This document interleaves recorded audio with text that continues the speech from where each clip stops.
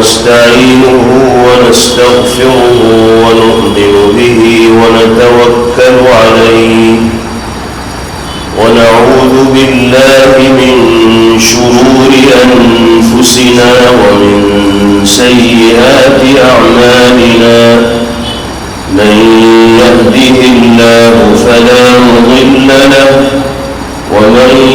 يضلل فلا هادي له ونشهد أن لا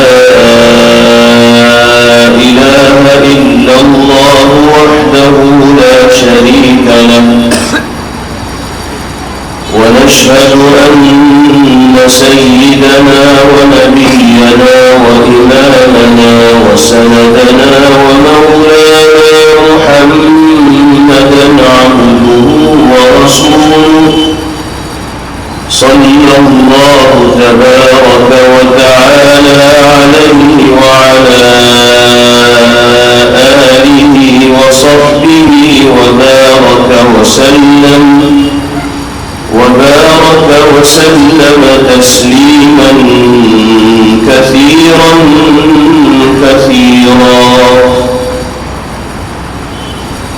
أما بعد فأعوذ بالله من الشيطان الرجيم بسم الله الرحمن الرحيم وإذ يمكر بك الذين كفروا ليثبتوك أو يقتلوك أو يخرجوك ويمكرون ويمكر الله والله خير الماكرين صدق الله مولانا العلي العظيم.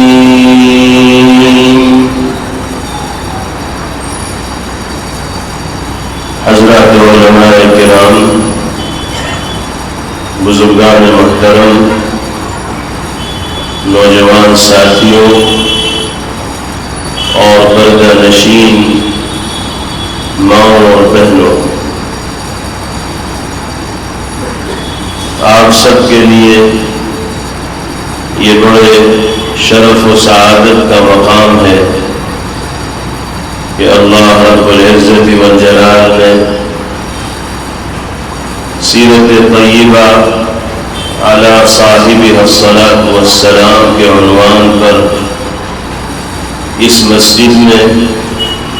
منعقد ہونے والے سلسلے وار پروگراموں سے استفادے کا موقع میسر فرمائے. ان نورانی مجالس کی برکت سے اللہ کے حبیب صلی اللہ تعالی علیہ وسلم کی پاکیزہ زندگی کے ان مختلف پہلوؤں کو سننے کا موقع میسر ہوتا ہے کہ جن کو پیش نظر رکھ کر ایک انسان اپنی دنیا کی زندگی کو بھی عافیت و اطمینان اور سکون سے مالا مال کر سکتا ہے اور اخروی نجات و سرخروئی کو حاصل کرنے میں بھی کامیاب ہو سکتا ہے. قابل مبارکباد ہے ہمارے وہ بزرگ و احباب، مسجد کے ذمہ داران، اہل محلہ، جو ہر سال اس سلسلے وار پروگرام کے انعقاد کا نظم کرتے ہیں اور اہل ایمان کو نبی پاک علیہ الصلاۃ والسلام کی شخصیت مبارکہ اور تعلیمات و ہدایات سے واقف ہونے کا موقع فراہم کرتے ہیں. اللہ تعالی سب کو اپنی شان عالی کے مطابق بہترین بدلہ اور جزا میسر فرمائیں اور ہم سب کے لیے ان پروگراموں میں شرکت و حصہ داری کو دارین کی سعادتوں اور نیک بختیوں کے حصول کا باعث و ذریعہ بنائے۔ یہ حقیقت اور سچائی ہے کہ ان پروگراموں سے استفادے کا حق اسی وقت ادا ہو سکتا ہے جب ہم ان پیغامات و ہدایات کو جو پیغمبر علیہ الصلاۃ والسلام کی تعلیمات کی روشنی میں ہمارے سامنے پیش کیے جاتے ہیں اپنی عملی زندگی میں جگہ دینے میں کامیاب ہو جائیں۔ اللہ کے حبیب صلی اللہ تعالی علیہ وسلم کی راست بازی، پیغمبر علیہ الصلاۃ والسلام کی پاک بازی، آپ کے ظاہر و باطن کا کمال، علم و عمل کے اعتبار سے آپ کی جامعیت، اخلاق کے اعتبار سے آپ کی بلندی اور کردار کے اعتبار سے آپ کی زندگی کا مثالی ہونا، یہ وہ نمایاں نقوش ہیں اللہ کے حبیب صلی اللہ علیہ وسلم کی زندگی کے، جو صرف سننے اور پڑھنے سے تعلق نہیں رکھتے بلکہ ایک عاشق نبی کی، ایک مخلص ایمان والے کی، ایک سچے انسان کی یہ ذمہ داری ہے کہ نبی پاک علیہ الصلاۃ والسلام کی زندگی کے ان نمایاں نقوش کو جانے، پڑھے، سمجھے اور پھر اسی رنگ میں اپنی زندگی کو رنگنے والا بن جائے۔ اللہ تعالی ہم سب کے لیے سنت مطہرہ کے تقاضوں پر عمل آسان فرمائے اور پیغمبر علیہ الصلاۃ والسلام کی کامل اتباع اور پیروی کی توفیق باری تعالی ہم سب کو نصیب فرمائے۔ اللہ تعالی نے سرکار دو عالم جناب محمد الرسول اللہ صلی اللہ تعالی علیہ وسلم کی زندگی کو وہ جامعیت عطا فرمائی۔ آپ کی زبان مبارک سے ادا ہونے والے کلمات اور جملوں میں اللہ نے علوم و معارف اور معانی کے ان سمندروں کو سمویا ہے کہ ساری زندگی بھی انسان پیغمبر علیہ الصلاۃ والسلام کی حیات طیبہ پر روشنی ڈالتا رہے اور آپ کی پاکیزہ تعلیمات و ہدایات کی تشریح کرتا رہے، لیکن سچائی یہ ہے کہ حق کی ادائیگی میں کوئی بیان کرنے والا کامیاب نہیں ہو سکتا۔ جیسے اللہ نے اپنے کلام کو ایسی جامعیت عطا فرمائی کہ جب سے وہ کلام نازل ہوا ہے اور جب تک اللہ کا وہ کلام باقی رہے گا صبح قیامت تک دنیا انسانیت کلام الہی کی تشریح کرتی رہے گی۔ اللہ کے کلام کے علوم و معارف اور معانی کے سمندر میں غوطہ زنی کرتی رہے گی اور لوگوں کے سامنے تعلیمات و ہدایات کے گلدستے پیش کرتی رہے گی۔ کلام الہی کی تشریح و تفسیر کا حق ادا نہیں ہو سکتا، ایسے ہی نبی پاک علیہ الصلاۃ والسلام کی سیرت بیانی کا اور آپ کے زبان مبارک سے ادا ہونے والے کلمات اور جملوں کی تشریح و تفسیر کا بھی حق ادا نہیں ہو سکتا۔ یہ تو سرسری نظر ہوتی ہے پیغمبر علیہ الصلاۃ والسلام کی پاکیزہ زندگی کے مختلف پہلوؤں پر، جو ان سلسلے وار پروگراموں میں حضرات علماء کرام کی زبانی ہمارے اور آپ کے سامنے آ جایا کرتی۔ اللہ تعالی ہم سب کو پیغمبر علیہ الصلاۃ والسلام کی زندگی کے ہر گوشے سے اچھی طرح واقف ہونے کی توفیق نصیب فرمائے، اور اللہ نے آپ کی ذات کو انسانیت کے لیے جو آئیڈیل اور نمونہ بنایا ہے اسی نمونے کے مطابق زندگی گزارنا باری تعالی ہم سب کے لیے سہل اور آسان فرمائے۔ یوں تو نبی کریم علیہ الصلاۃ والسلام کی زندگی کا ہر پہلو، ہر گوشہ ایسا ہے کہ تفصیل سے اس پر گفتگو کی ضرورت ہے، اس کی گہرائیوں میں اترنے کی ضرورت ہے، اس کو سمجھنے کی ضرورت ہے،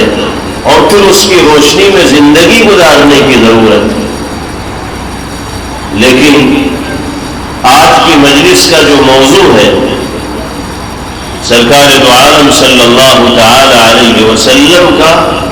اور حضرات صحابہ کرام رضوان اللہ تعالی علیہ مجمعین کا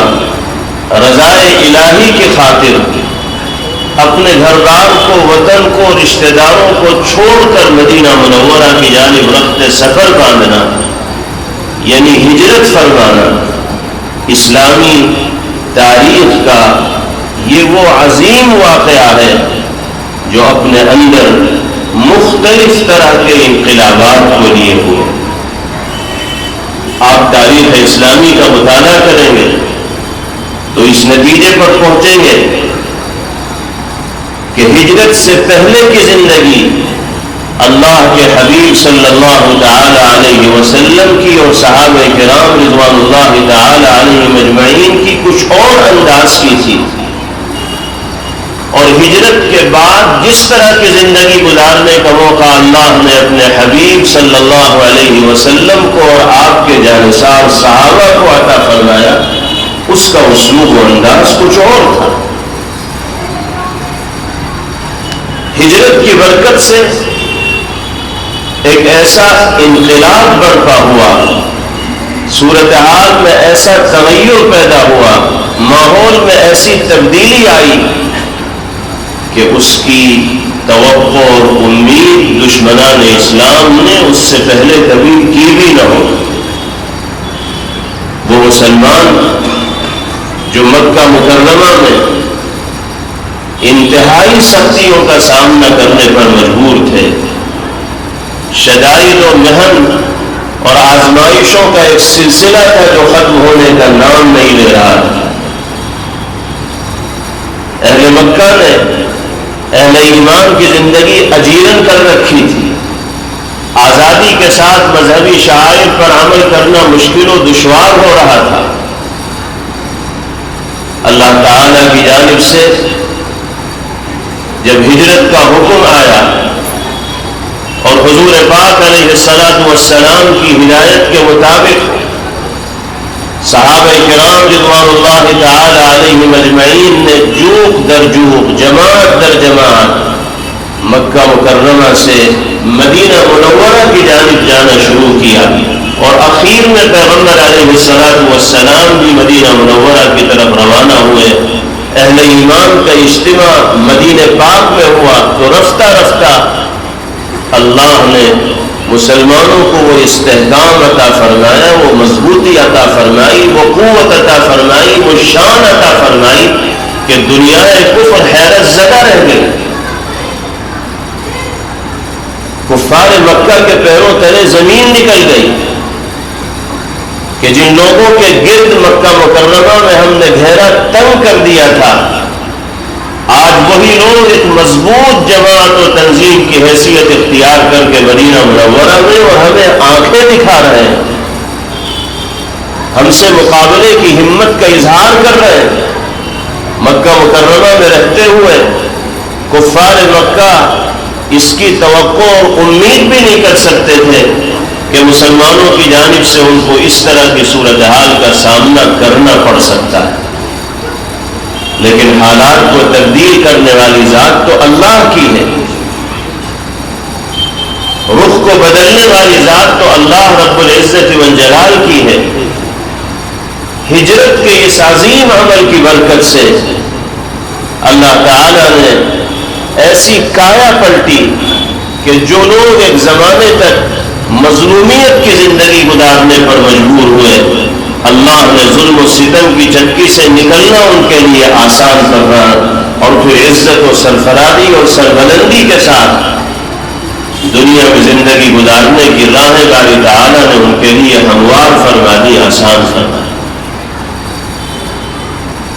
مکی زندگی میں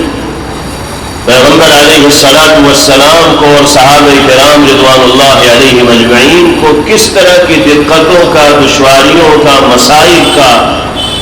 اور دشمنیوں کا اور عداوتوں کا سامنا کرنا پڑا، آپ حضرات اس سے واقف ہیں، اور سیرت کا یہ پہلو آپ کے سامنے آتا رہتا ہے۔ ان حالات کے باوجود پیغمبر علیہ السلام مکہ مکرمہ ہی میں رہے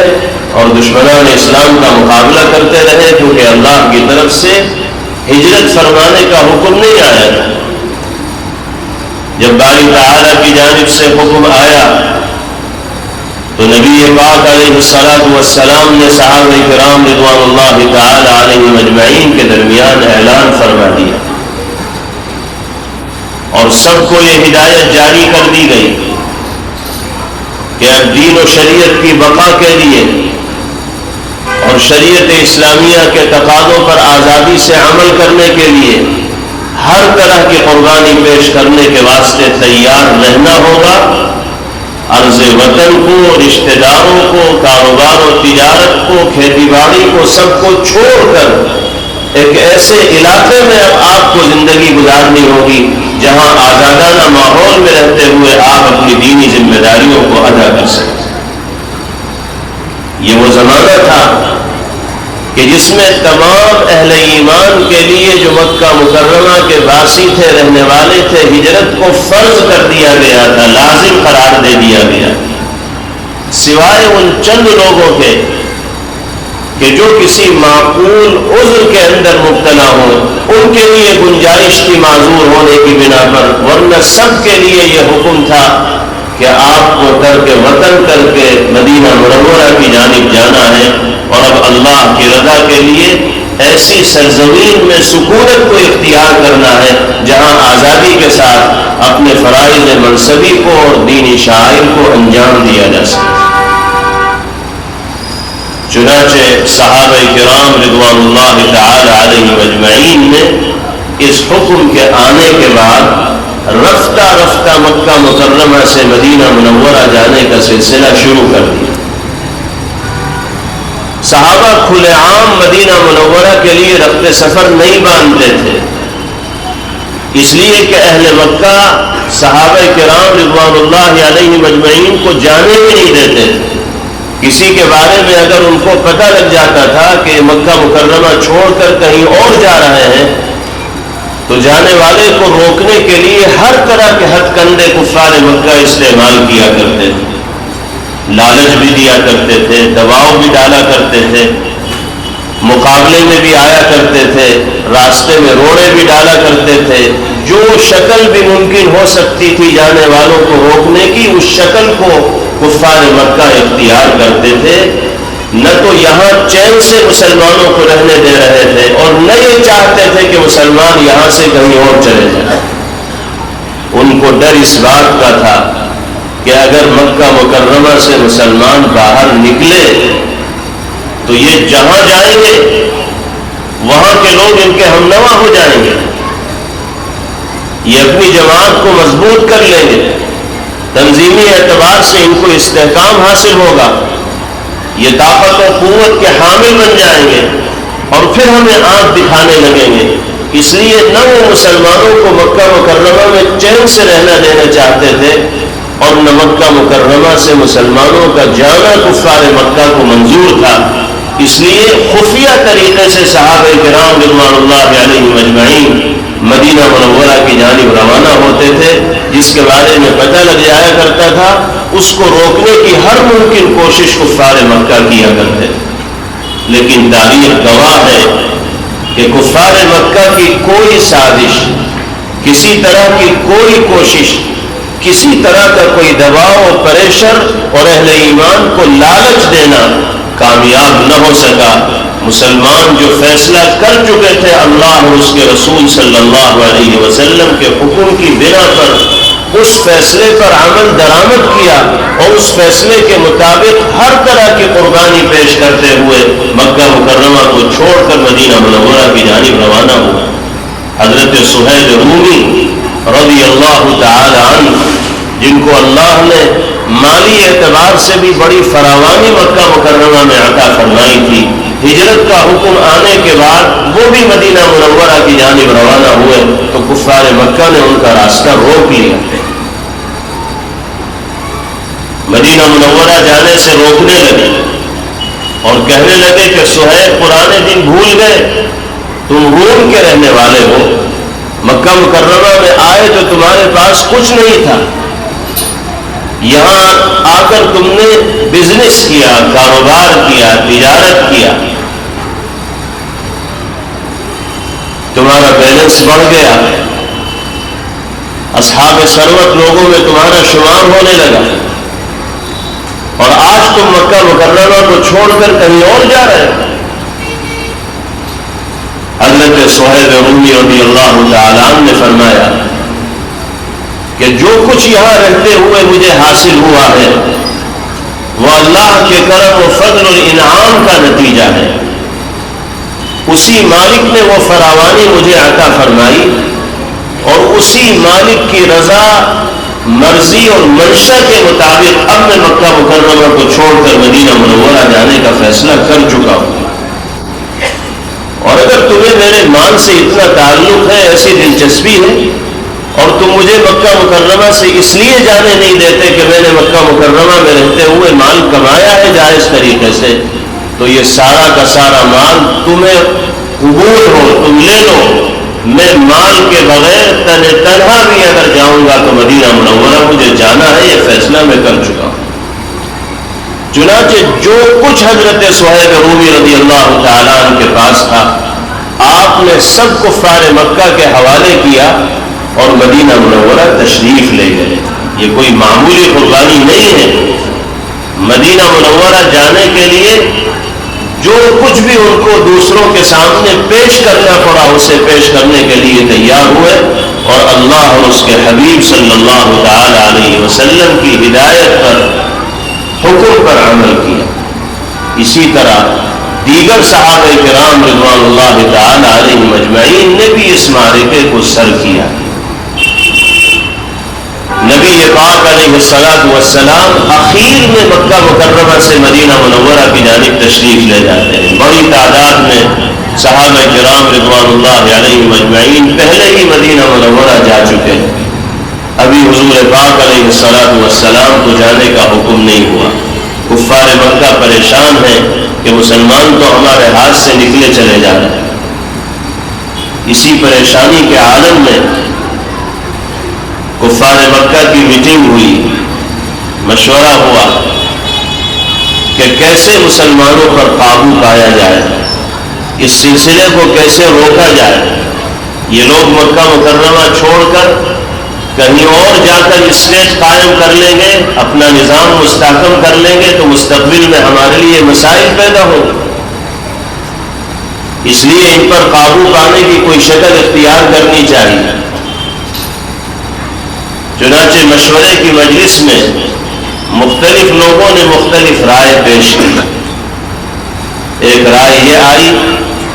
کہ سرکار دو عالم جناب محمد الرسول اللہ صلی اللہ تعالی علیہ وسلم ابھی مکہ مکرمہ میں موجود ہیں، ان کو اپنے قبضے میں لے لیا جائے، ان کو قید کر دیا جائے،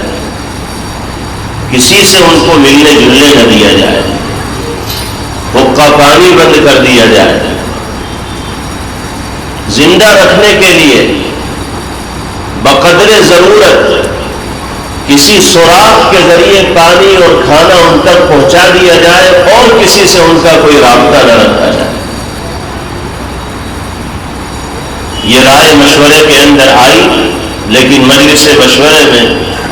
شیطان بھی ایک بوڑھے آدمی کی شکل میں شریک تھا، اس نے اس رائے کی تردید کی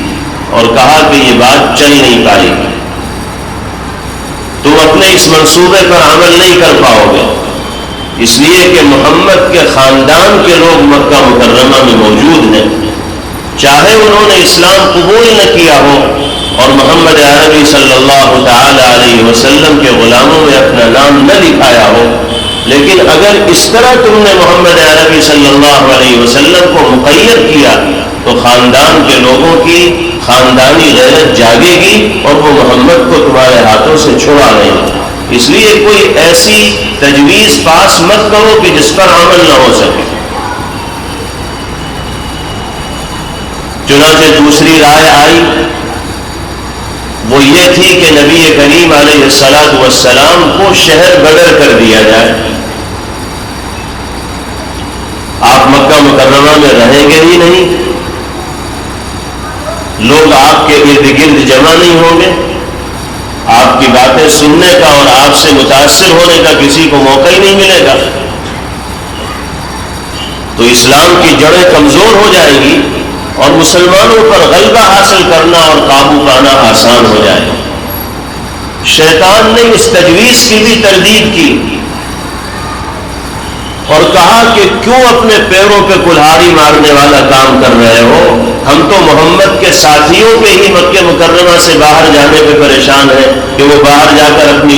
جماعت قائم کر لیں گے اور نظام مضبوط کر لیں گے۔ محمد صلی اللہ علیہ وسلم کو بھی اگر تم نے مکہ سے باہر نکالا تو وہ اپنے ساتھیوں کے ساتھ شامل ہو جائیں گے اور ان کی جماعت کو مضبوطی حاصل ہو جائے گی، اس لیے ایسی کوئی تجویز پیش مت کرو کہ جس پر عمل کے نتیجے میں فائدے کے بجائے الٹا تمہیں نقصان ہو جائے، سوجھ بوجھ سے کام ہو، کوئی اور رائے پیش کی جائے۔ چنانچہ تیسری اور آخری رائے پیش کی گئی کہ اگر مسلمانوں پر غلبہ حاصل کرنا ہے، قابو پانا ہے، تو اب ایک ہی شکل رہ جاتی ہے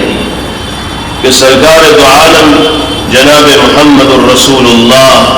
صلی اللہ تعالی علیہ وسلم پر قاتلانہ حملہ کر دیا جائے، آپ کو شہید کر دیا جائے، آپ دنیا میں باقی نہیں رہیں گے، تو پھر مسلمان اور اہل ایمان بے یار و مددگار ہو جائیں گے، ان پر تسلط و غلبہ اور قابو پانا ہم سب کے لیے سہل و آسان ہو جائے۔ اس تجویز کی تائید کی شیطان نے اور کہنے لگا کہ ہاں بھائی یہ بات صحیح آئی ہے، اس پر عمل کی کوشش کی جائے۔ اب معاملہ اتنا آگے بڑھ چکا ہے کہ محمد صلی اللہ علیہ وسلم کو راستے سے ہٹائے بغیر میدان میں فتح کے جھنڈے گاڑنا ہمارے لیے ممکن اور آسان نہیں۔ اب سوال یہ پیدا ہوتا ہے کہ نبی کریم علیہ الصلاۃ والسلام کے ساتھ یہ گستاخانہ حرکت کون کرے؟ تو یہ طے پایا کہ کوئی ایک آدمی آپ پر حملہ نہ کرے، بلکہ مختلف قبائل اور برادریوں کے جو ذمہ داران ہیں ان سب کا ایک جتھا تشکیل دیا جائے اور سب کے سب یکبارگی کسی مناسب موقع پر جناب رسول اللہ صلی اللہ علیہ وسلم کو نشانہ بنائے، تاکہ آپ کے قتل کا الزام کسی ایک شخص کے اوپر نہ آئے بلکہ پورا کا پورا جتھا اور پوری کی پوری جماعت اس کارروائی کے اندر شریک ہے۔ یہ بات اس مجلس کے اندر منظور ہو گئی اور یہ طے پایا کہ رات ہی میں جناب رسول اللہ صلی اللہ علیہ وسلم کے گھر کا محاصرہ کر لیا جائے گا، گھیراؤ کر لیا جائے گا، ہتھیار بند لوگ گھر کے راستوں پر کھڑے رہیں گے اور معمول کے مطابق صبح سویرے جناب رسول اللہ صلی اللہ علیہ وسلم جب گھر سے نکلیں گے حرم شریف کی جانب جائیں گے تو اسی وقت حملہ کیا جائے گا اور تجویز پر عمل کیا جائے گا۔ ادھر تو کفار مکہ یہ پلاننگ کر رہے ہیں، منصوبہ بندیاں کر رہے ہیں، پیغمبر علیہ الصلاۃ والسلام کو راستے سے ہٹانے کی سازشیں رچ رہے ہیں، اور ادھر اللہ رب العزت والجلال نے جبرائیل علیہ الصلاۃ والسلام کے ذریعے جناب رسول اللہ صلی اللہ تعالی علیہ وسلم تک تمام کی تمام تفصیلات پہنچا دی، راز فاش کر دیا گیا اور پیغمبر علیہ الصلاۃ والسلام کو بتا دیا گیا کہ آپ کے خلاف اس طرح کی سازش رچی گئی ہے، یہ منصوبہ سازی ہو چکی ہے اور آپ پر حملے کی پوری تیاری ہے، اس لیے آپ آج رات ہی اپنا گھر چھوڑ دیجئے اور مدینہ منورہ کی جانب ہجرت کا جو منصوبہ اور پلان ہے اس کے اوپر عمل درآمد شروع کر دیجئے۔ قرآن کریم میں اللہ رب العزت والجلال نے اس پورے واقعے کی منظر کشی فرمائی، جو سازشیں کفار مکہ رچ رہے تھے اللہ نے آیات قرآنیہ میں ان کا تذکرہ فرمایا اور ارشاد فرمایا وَإِذْ يَمْكُرُ بِكَ الَّذِينَ كَفَرُوا لِيُثْبِتُوكَ أَوْ يَقْتُلُوكَ أَوْ يُخْرِجُوكَ۔ یاد کیجئے اس وقت کو جبکہ کفار مکہ آپ کے خلاف منصوبہ بندیاں کر رہے تھے، آپ کو دھوکہ دینے کی پلاننگ کر رہے تھے، آپ پر قاتلانہ حملے کے منصوبے بنا رہے تھے اور سازشیں رچ رہے تھے۔ کوئی یہ رائے پیش کر رہا تھا کہ آپ کو مقید کر دیا جائے،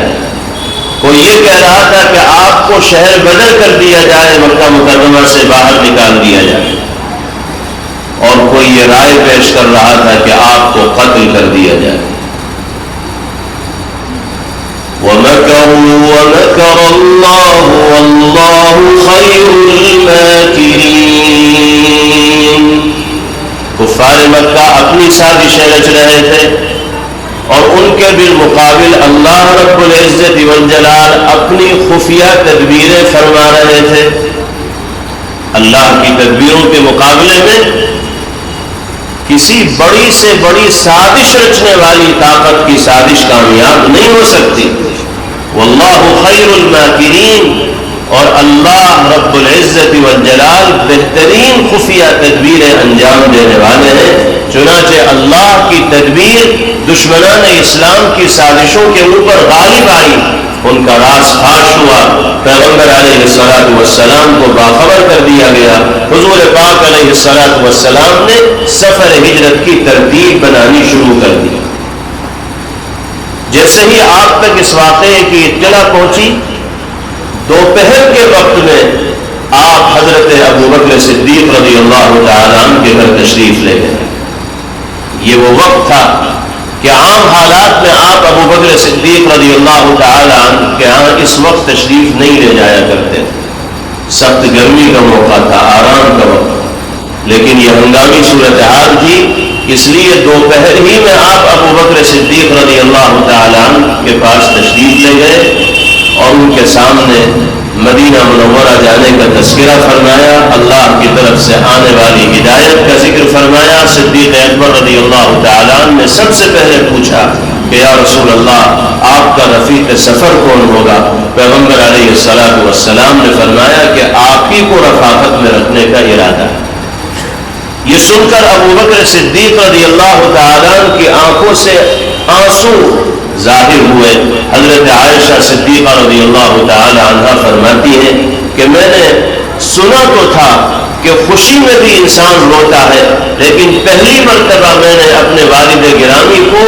نبی پاک علیہ الصلوۃ والسلام کی زبان مبارک سے یہ خوشخبری سن کر کہ سفر ہجرت میں آپ کی رفاقت نصیب ہوگی، اپنے والد کو روتے ہوئے خوشی میں دیکھا۔ خوشی کے مارے حضرت ابوبکر صدیق رضی اللہ تعالیٰ رونے لگے کہ اس مشقت بھرے سفر میں سرکار دو عالم جناب محمد رسول اللہ صلی اللہ علیہ وسلم کا ساتھ نصیب ہوگا۔ حضرت ابوبکر رضی اللہ تعالیٰ نے بھی تیاریاں شروع کر دی۔ پیغمبر علیہ الصلوۃ والسلام گھر واپس تشریف لائے اور حضرت علی بن ابی طالب رضی اللہ تعالیٰ کو بھی اپنے ارادے سے باخبر کرایا اور ان کے لیے ہدایات جاری فرمائی، ان کو حکم دیا کہ جس بستر پر میں آرام کرتا ہوں اس رات اس بستر پر آپ کو آرام کرنا۔ جو امانتیں تھیں نبی کریم علیہ الصلوۃ والسلام کے پاس، وہ سب حضرت علی بن ابی طالب رضی اللہ تعالیٰ عنہ کے حوالے فرمائی اور ہدایت دی کہ جس کا جو حق ہے میرے جانے کے بعد آپ ان تمام لوگوں تک یہ حق پہنچا دیجیے۔ رات کا وقت ہوا، کفار مکہ پلاننگ کے مطابق پیغمبر علیہ الصلوۃ والسلام کے گھر کا محاصرہ کرنے کے لیے آ گئے اور اس انتظار میں کھڑے ہو گئے کہ آپ باہر نکلیں گے اور یک بارگی آپ پر حملہ کیا جائے۔ جناب رسول اللہ صلی اللہ تعالی علیہ وسلم نے رات کا کچھ پہر گزرنے کے بعد جب یہ محسوس کیا کہ لوگ آرام میں چلے گئے ہوں گے اور راستہ خالی ہوگا، گھر سے باہر نکلنے کا ارادہ فرمایا اور اپنے بستر پر سیدنا حضرت علی بن ابی طالب رضی اللہ تعالیٰ عنہ کو لٹا دیا اور وہ یمنی چادر جو پیغمبر علیہ الصلوۃ والسلام اوڑھا کرتے تھے وہ بھی بستر پر رکھ دی اور حضرت علی رضی اللہ عنہ سے فرمایا کہ آپ اس کو اوڑھ لیں۔ چنانچہ رات کا ایک پہر گزرنے کے بعد جناب رسول اللہ صلی اللہ تعالی علیہ وسلم اپنے گھر سے باہر نکلے اور مٹھی میں کنکریوں سے بھری ہوئی مٹی پیغمبر علیہ الصلوۃ والسلام نے لی، اور جو دشمنان اسلام آپ کی طاق میں گھر سے باہر گھیرا بندی کیے ہوئے ہتھیار بند ہو کر کھڑے تھے، حضور پاک علیہ الصلوۃ والسلام ہر آدمی کے سر پر مٹی ڈالتے ہوئے اور قرآن پاک کی یہ آیت مبارکہ پڑھتے ہوئے وَجَعَلْنَا مِن بَيْنِ أَيْدِيهِمْ سَدًّا وَمِنْ خَلْفِهِمْ سَدًّا فَأَغْشَيْنَاهُمْ فَهُمْ لَا يُبْصِرُونَ، یہ آیت مبارکہ پڑھتے ہوئے جناب رسول اللہ صلی اللہ علیہ وسلم ان کے درمیان سے نکل گئے۔ ان کی آنکھیں کھلی تو ضرور تھیں، لیکن جناب رسول اللہ صلی اللہ تعالی علیہ وسلم ان کی نگاہوں میں نہ سما سکے، اس لیے کہ حفاظت کرنے والی ذات اللہ کی ہے، آنکھوں میں بینائی پیدا کرنے والی ذات بھی اللہ کی ہے، اور کھلی ہونے کے باوجود نہ دیکھنے کی صلاحیت پیدا کرنے والی ذات بھی اللہ کی ہے۔ اللہ کو اپنے حبیب صلی اللہ علیہ وسلم کی اس معجزانہ شان کو ظاہر کرنا تھا، اس لیے انہی کے درمیان سے پیغمبر علیہ الصلوۃ والسلام کو نکالا اور ان کو کانوں کان خبر نہ ہو سکی۔ کافی دیر گزرنے کے بعد کچھ لوگوں کا وہاں سے گزر ہوا، انہوں نے پوچھا کہ بھئی تم لوگ یہاں کیوں کھڑے ہو؟ تو انہوں نے بتایا کہ آج مشورے میں جو پلاننگ ہوئی ہے، جو منصوبہ بندی ہوئی ہے، تمہیں اس کا علم نہیں ہے۔ محمد عربی صلی اللہ علیہ وسلم کی طاق میں یہاں کھڑے ہوئے ہیں، وہ آئیں گے تو ایک بارگی ہم حملہ کریں گے اور کام تمام کر دیں گے۔ لوگوں نے کہا کہ تم سے بڑا بے وقوف کون ہوگا، تم یہاں محمد صلی اللہ علیہ وسلم کے انتظار میں کھڑے ہو، محمد تو جا چکے کب کے یہاں سے، ہم نے تو ان کو فلاں جگہ دیکھا۔ اب ان سب کے تو طوطے اڑ گئے، کہنے لگے یہ کیسے ہو گیا، ہم تو یہاں رات شروع ہونے سے پہلے سے کھڑے ہیں، ہر آنے جانے والے کو دیکھ رہے ہیں۔ لوگوں نے کہا ذرا اپنے سر پہ ہاتھ پھیرو، محمد تمہارے سروں پر مٹی ڈالتے ہوئے گئے ہیں، تمہاری عقل پہ ماتم کرنے کو جی چاہتا ہے کہ تمہیں پتہ ہی نہیں چلا کہ وہ تمہارے درمیان سے نکل گئے۔ یہ لوگ ماننے کو تیار نہ ہوئے۔ دروازے سے جھانکا تو پیغمبر علیہ الصلوۃ والسلام کے بستر پر چادر اوڑھے ہوئے کسی کو لیٹے دیکھا، کہنے لگے تم جھوٹ بول رہے ہو، محمد صلی اللہ علیہ وسلم تو اپنے بستر پر آرام کر رہے ہیں، صبح کے وقت وہ اٹھیں گے، باہر نکلیں گے تو ہم اپنی اسکیم کے اوپر عمل کریں گے، جاؤ تم جو کہہ رہے ہو ہم ماننے کو تیار ہیں۔ چنانچہ وہ وہیں جمے رہے، کوئی پیغمبر علیہ الصلوۃ والسلام کو تلاش کرنے کے لیے ادھر ادھر نہیں نکلا، اس لیے کہ کسی کو یہ یقین ہی نہیں آ رہا تھا کہ اللہ کے حبیب صلی اللہ علیہ وسلم ان کے درمیان سے نکل گئے ہو۔ صبح ہوئی اور حضرت علی ابن ابی طالب جب پیغمبر علیہ الصلوۃ والسلام کے بستر سے اٹھے اور گھر سے باہر تشریف لائے، تب ان کو احساس ہوا کہ کھیل کھیلا جا چکا، میدان ہمارے ہاتھ سے نکل گیا، ہماری ساری اسکیمیں فیل ہو گئیں، ہمارے منصوبے دھرے کے دھرے رہ گئے، ہماری سازش کامیاب نہ ہو پائی، اور محمد عربی صلی اللہ تعالی علیہ وسلم سہولت و آسانی کے ساتھ ان کے درمیان سے نکل گئے۔ اللہ جب کسی کی دشمنوں سے حفاظت کرنا چاہے تو باری تعالی قادر مطلق ہے، ان کے لیے کسی بھی امر کو انجام دینے میں، کسی بھی عمل کو انجام دینے میں کوئی دقت و دشواری نہیں۔ اللہ نے معجزانہ شان کے ساتھ جناب رسول اللہ صلی اللہ تعالی علیہ وسلم کو دشمنوں کے درمیان سے نکال دیا۔ پیغمبر علیہ الصلوۃ والسلام صدیق اکبر رضی اللہ تعالی عنہ کے گھر پہنچے، اور پھر رات ہی میں حضرت ابوبکر صدیق رضی اللہ تعالی عنہ کے ساتھ آپ اگلے سفر پر روانہ ہوئے۔ مدینہ منورہ کا جو مشہور راستہ تھا، اس راستے سے یہ حضرات نہیں گئے، کیونکہ معلوم تھا کہ جب صبح کو پتہ چلے گا کہ پیغمبر علیہ الصلوۃ والسلام نکل گئے ہیں تو تلاش کے لیے لوگ ادھر ادھر نکلیں گے،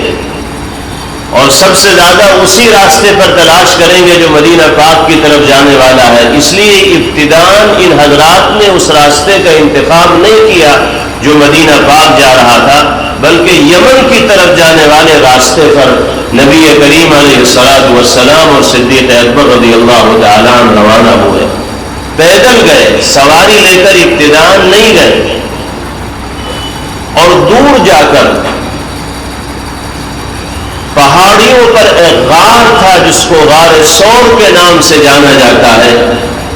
ان دونوں حضرات نے اس غار میں جا کر ابتداءً پناہ لی اور 3 دن تک وہاں رکنے کا پلان بنایا تاکہ لوگ ڈھونڈ ڈھانڈ کر تھک ہار کے بیٹھ جائیں،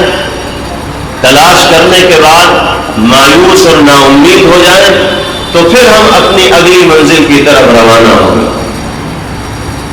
3 دن تک پیغمبر علیہ الصلوۃ والسلام کا غار ثور میں ابو بکر صدیق رضی اللہ تعالیٰ عنہ کے ساتھ قیام رہا۔ کفار مکہ ہر طرف ان حضرات کو تلاش کرتے رہے، ابو بکر صدیق رضی اللہ تعالیٰ عنہ کی تلاش میں بھی نکلے، پیغمبر علیہ الصلوۃ والسلام کی تلاش میں بھی نکلے، لیکن کسی راستے پر یہ حضرات ان کے ہاتھ آئی ہی نہیں، اس لیے کہ یہ حضرات تو غار ثور میں تھے۔ حضرت ابو بکر صدیق رضی اللہ تعالیٰ عنہ کے صاحبزادے رات کی تاریکی میں توشہ لے کر ان حضرات کے پاس جایا کرتے تھے اور کھانے پینے کا بندوبست فرما دیا کرتے تھے۔ حضرت عامر ابن فہیرہ رضی اللہ تعالیٰ عنہ جو غلام تھے صدیق اکبر رضی اللہ عنہ کے، وہ بکریاں چرانے کے لیے اسی غار کی طرف چلے جایا کرتے تھے اور موقع پا کر ان حضرات کو بکریوں کا دودھ پلا کر آ جایا کرتے تھے۔ روایات میں یہ بھی لکھا ہے کہ حضرت ابو بکر صدیق رضی اللہ تعالیٰ عنہ کے صاحبزادے جس راستے سے آتے جاتے تھے اس راستے پر قدم کے جو نشانات پڑا کرتے تھے، ان نشانات کو مٹانے کے لیے عامر ابن فہیرہ رضی اللہ عنہ بکریوں کے ریوڑ کو اسی نشانات کے اوپر لے کر جایا کرتے تاکہ لوگوں کو پتہ ہی نہ چلے۔ اس زمانے میں راستوں کا پتہ نشانات قدم سے چلا کرتا تھا، اسی سے اندازہ لگتا تھا کہ اس راستے پر کوئی چلا۔ نبی کریم علیہ الصلوۃ والسلام اور صدیق اکبر رضی اللہ تعالیٰ عنہ بھی اپنے نشانات قدم کو چھپاتے ہوئے اس غار تک پہنچے۔ پیغمبر علیہ الصلوۃ والسلام کے بارے میں تو آتا ہے کہ آپ پنجوں پر چل کر غار تک پہنچے ہیں، چونکہ راستے میں نوک رکھنے والے پتھر بھی تھے، اس لیے پیغمبر علیہ الصلوۃ والسلام کا قدم مبارک زخمی ہو گیا تھا، چلنا آپ کے لیے مشکل ہو رہا تھا، تو صدیق اکبر رضی اللہ تعالیٰ عنہ نے آپ کو اپنے کاندھوں پر سوار کیا اور پھر غار ثور تک پیغمبر علیہ الصلوۃ والسلام کو لے کر پہنچے۔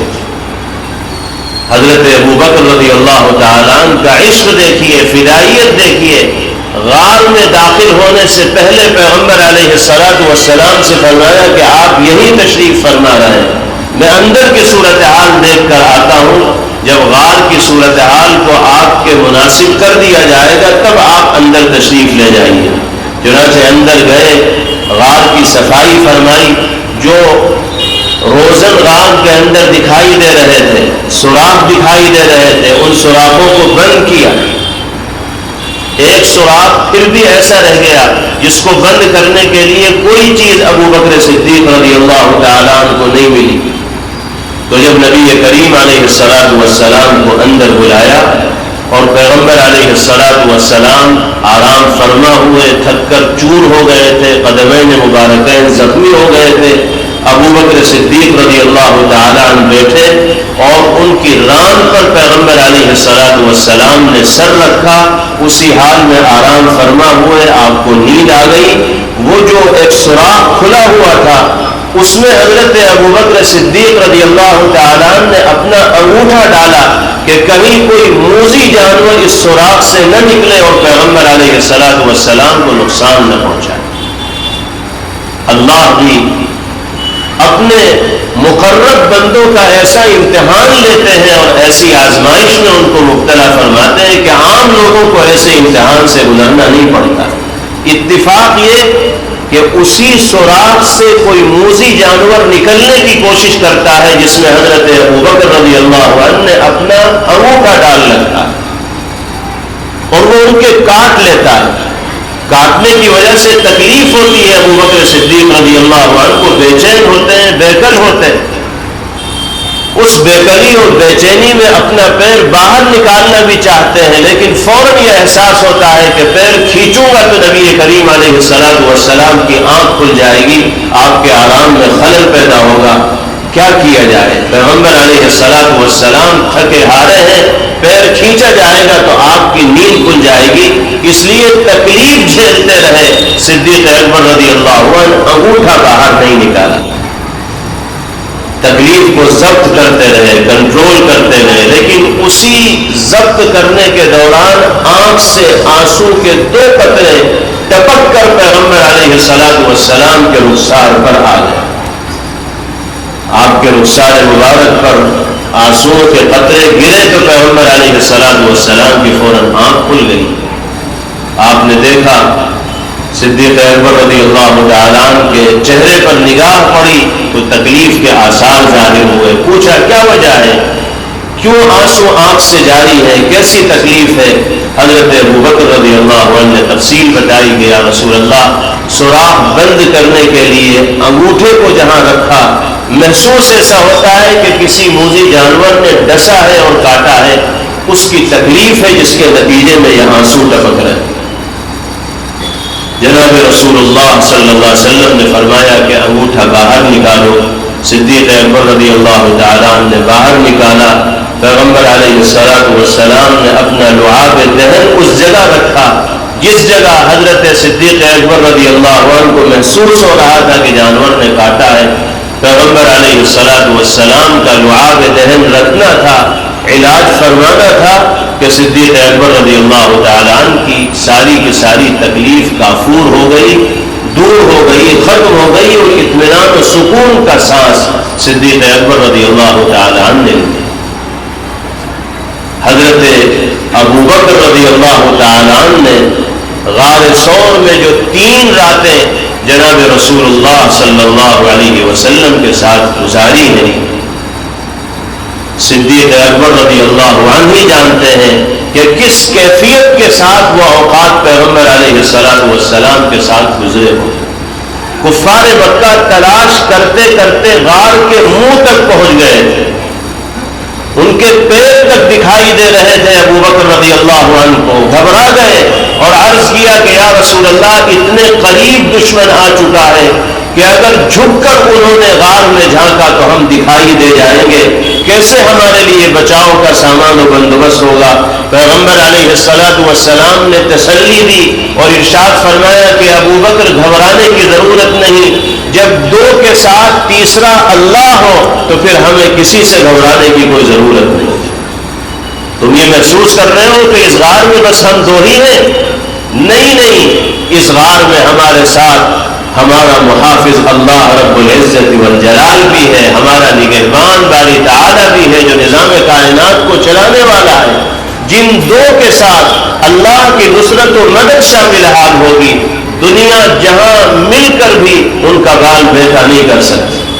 اس لیے مطمئن ہو جاؤ، گھبرانے کی ضرورت نہیں، اللہ نے ہماری حفاظت کا بندوبست فرما رکھا ہے۔ چنانچہ اتنے قریب آنے کے باوجود بھی دشمن آپ تک نہیں پہنچ سکے اور خالی ہاتھ واپس چلے۔ سیدنا حضرت عمر فاروق رضی اللہ تعالی عنہ، صدیق اکبر رضی اللہ تعالی عنہ کی ان کارگزاریوں کو، ان خدمات کو رشک کے ساتھ بیان فرمایا کرتے تھے، اور صحابہ کے درمیان یہ ارشاد فرماتے تھے کہ عمر اور اس کی نسلوں کی عبادات کا موازنہ اگر صدیق اکبر رضی اللہ تعالیٰ عنہ کی صرف اس ایک رات سے کیا جائے جو غار ثور میں انہوں نے پیغمبر علیہ السلام کے ساتھ گزاری ہے، تو ان کی ایک رات کے ثواب کے مقابلے میں عمر اور اس کی نسلوں کی عبادت کوئی حیثیت رکھنے والی نہیں۔ آپ اندازہ لگائیے کیا رتبہ اور مقام ہوگا عمر فاروق رضی اللہ تعالیٰ عنہ کی نگاہ میں، صدیق اکبر رضی اللہ تعالیٰ عنہ کا، ان کے اس کردار کا، اور دیگر صحابہ کرام رضوان اللہ علیہ مجمعین کے دل میں کیا قدر و منزلت ہے۔ 3 دن گزرنے کے بعد پھر سواری آتی ہے اور اس پر سوار ہو کر یہ دونوں حضرات مدینہ منورہ کی جانب روانہ ہوتے ہیں۔ عبداللہ ابن ارقین جو راستوں کی جانکاری رکھنے والا تھا، پہلے ہی ابو بکر صدیق رضی اللہ عنہ نے ان سے بات کر رکھی تھی اور ان کو طے کر رکھا تھا کہ وہ صحیح راستے پر چلاتے ہوئے مدینہ منورہ کی طرف لے جائیں گے۔ غیر معروف راستے سے ان حضرات نے سفر طے کیا، اس لیے کہ جو مشہور راستہ تھا اس پر لوگ تلاش میں لگے ہوئے تھے۔ اگلا سفر بھی بڑی صعوبتوں اور مشقتوں سے بھرا ہوا ہے اور مختلف طرح کے واقعات اس سفر کے اندر بھی پیش آئے۔ نبی پاک علیہ الصلاۃ والسلام کی معجزانہ شان بھی قدم قدم پر ظاہر ہوتی رہی۔ اس مشقت بھرے سفر میں بھی دعوت دین کا موقع جہاں ملا، پیغمبر علیہ الصلاۃ والسلام نے اسے ہاتھ سے نہ جانے دیا، ایمان کی دعوت پیش کرتے چلے گئے اور دوران سفر بھی بہت سے لوگ حلقہ بگوش اسلام ہوئے اور اللہ کے حبیب صلی اللہ علیہ وسلم کی دعوت پر لبیک کہنے کے لیے تیار ہوئے۔ معبد کے خیمے کے پاس سے آپ کا گزر ہوا، جس کے پاس بکریاں تھیں اور قحط سالی کا زمانہ تھا، بکریاں ایسی کمزور ہو گئی تھی کہ وہ دودھ دینے کے لائق نہیں تھی۔ ابو بکر صدیق رضی اللہ عنہ نے معبد سے پوچھا کہ کوئی بکری ہو تو ہمارے لیے دودھ کا نظم کر دو۔ معبد نے کہا کہ ساری بکریاں چرنے گئی ہوئی ہیں، چارہ بھی نہیں مل رہا ہے، ہم تو پریشان ہو گئے۔ یہ ایک بکری چلنے کے لائق نہیں تھی جو ریوڑ کے ساتھ نہیں جا سکی، دیکھ لو اگر اس میں سے دودھ نکل سکے تو لے لو۔